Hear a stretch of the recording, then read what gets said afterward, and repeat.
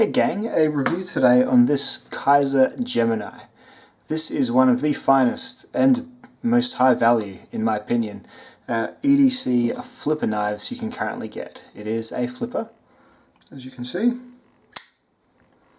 Really nice construction, really nice design. There is not a lot about this knife that I wouldn't say isn't really nice. It's actually been a struggle to come across too many negatives with regard to this blade here. It is a real pleaser, and I've carried it for a fair while now, and despite a video that I released recently-ish, where I sort of compared all these flippers together, it was between this and the Line Steel, and I think this one has actually sort of dislodged the Line Steel TRE as my favourite frame lock flipping knife. There's a few reasons why, but I think the main sort of thing is that this is really a quite a robust knife that feels really robust, whilst at the same time fitting into the everyday carry role really easily. So it's sort of got that it's got that element of fanciness to it, but it's also super well made and quite heavy duty when you look at the details of it. So what you get here is a S35VN blade of about 3 inches, 3.1 or so I think it is to the letter, and then you get a titanium handle and a titanium frame lock on that side there. You get some blue anodized hardware, you get the clip and the pivots and the screws anodized blue, and you get this sort of also blue titanium backspacer there as well, which is, you know, a nice little extra bit of visual detail, because these titanium frame locks, we all know, can get a little bit bland looking from time to time.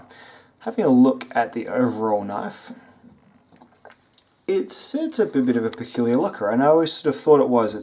It never drew much attention to itself in terms of getting me to buy one. I only bought one because it receives such high praise from other reviewers that I sort of watch and respect and sort of regard a bit higher than others. So really the looks are something that I didn't really factor in when I bought it. I just bought it for this supposedly fantastic performance that it has. However, the looks have actually really grown on me. They sort of have become one of my favourite things.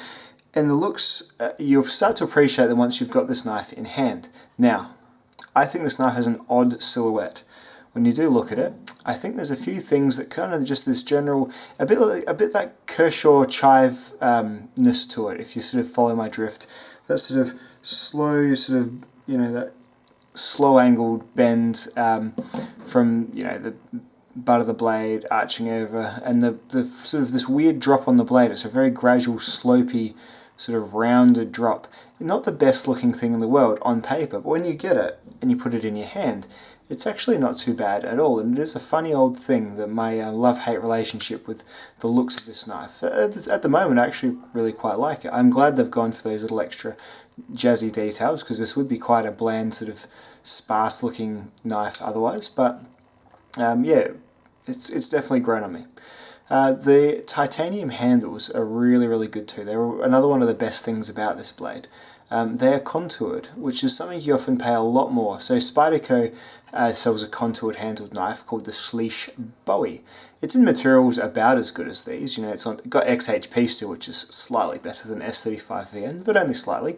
And that's got a titanium contoured handle rather than slabs. And that is a $300 to $400 knife. This is $199 in Australia. And in America, I think it's about 160 or so. So, you know, for the total ingredients, which is a knife with all the trimmings of a really high-end titanium flipper, for under 200 Australian dollars, I think it's a really good buy. And definitely, yeah, I'd say it's probably at that point where it's my favourite so far. So let's talk about the flipping. The flipping action, it comes very good. It kind of stays very good, but it's gotten a little bit better, but just only maybe 5 or 10% better than it was when it first got here. It still doesn't flip as well as like the zero tolerance KVT system, but it's flipping better than my Mantra, better than my Line Steel TRE, and it's just got a good sized flipper tab, nice flat portion to really catch your thumb on. You're not going to have any missed deployments with this blade. It's got no issues at all with its smooth flipping action. It's just on a bearing system, I think. I don't know what the name of the bearing system is, and I'm not going to be opening up this knife to look through it in case it is the kind where bearings go everywhere. So the frame lock there, you can see it's got some pretty tight tolerances on it. There's not too much space around it. It works really well. It's got a stainless steel insert in there as well as an over travel stop, so you can't open the knife lock any further. Again, these are often sort of solutions that are invented for problems that don't really exist, but hey, it's kind of expected on these knives of this caliber to have that sort of stuff, so there you go. The pocket clip is relatively deep carry. It keeps the a bit of the knife protruding from your pocket. I'll put some in-pocket shots, of course, just to show how that looks, but it's good. It's not the best pocket clip in the world. I like how it's quite minimalist. It's blue, so it will match most jeans as well, if that's something that bothers you. The only sort of thing that kind of sticks out to me is that they haven't managed to get it quite the same blue as they've got the hardware, which is just a little weird, thing. If I'd paid, a whole lot of money for this knife, I might be more bothered by it, but then maybe it's on purpose too. It doesn't look horrible, it's just something that I did notice. So really, and this is the crazy thing, I still can't think of any proper criticism, and that's really about as good as I can get. As long as you dig the looks, and I'm not going to criticize it for the looks, I'm just going to account that my opinion of the looks changed over time, so it's really, I suggest that's probably what will happen to you as well if you were to use and take this knife. The full flat grind is really, really good. I'll just show myself using this knife because it is a really, really good user knife. The handle ergonomics are simple. You really can't go wrong when you have ergos like that, in my opinion. I've got a larger size hand. It just pushes my fourth finger off the edge, but for everyday carry, it's fine. If you're using it for a working knife or a heavy duty knife, you probably want that Enduro handle that goes a little bit longer. But on this one, no worries at all. I'll just show you up some photos of comparisons because I haven't got any knives here with me right now. Apart from, actually, I do have a couple of knives. I've got a Swiss Army knife here in my shed. There we go. And I've got an Opinel here in my shed. This is a number 8, Opinel 8. So there you go, it's about as long as an Opinel 8. That's quite a beaten up Opinel 8 there. A little bit longer actually. So in terms of weight, I'll just get my scales on.